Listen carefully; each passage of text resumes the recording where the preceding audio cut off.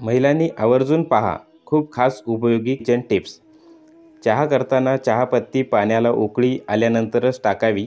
त्याने चहाला रंग तर येतोच, पण चहासुद्धा घट्ट होतो आणि खूप छान लागतो। कुठलीही डाळ ही शिजवताना त्यामध्ये थोडी हळद, तूप किंवा तेल, टोमॅटो कट करून टाकावे। यामुळे डाळीला चव खूप छान लागते आणि डाळ लवकर शिजते।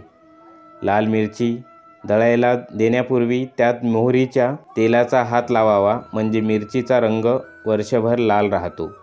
कोणत्याही गोड पदार्थामध्ये मीठ घातल्यास पदार्थाला चव छान येते।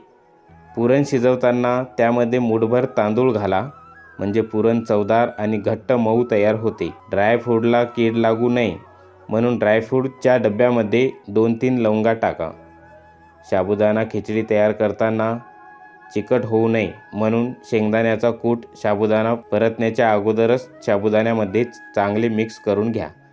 हळदीच्या भरणीत तळाला 5 ते 6 वाळलेल्या मिरच्या ठेवाव्या, म्हणजे हळद वर्षभर चांगली राहते। पनीर तयार केल्यानंतर उरलेल्या पाण्यामध्ये दही मिक्स करून त्याची कढीसुद्धा करता येते। हव्या त्या आकारामध्ये भाज्या कट करायच्या असेल तर भाज्या कट करण्याच्या अगोदर थंड पाण्यामध्ये ठेवाव्यात। पराठे बनवताना त्यामध्ये दही किंवा दूध घातले तर पराठे खुसखुशीत होतात। तांदळाची खीर बनवताना त्यामध्ये थोडे गुलाबजल घातले तर खीर छान होते। भाकरीचे पीठ जुने झाल्यावर भाकरी येत नाही म्हणून पाणी गरम करून पीठ मळून भाकरी कराव्या। गोबी शिजताना त्यामध्ये थोडेसे व्हिनेगर टाका, रंग छान येतो।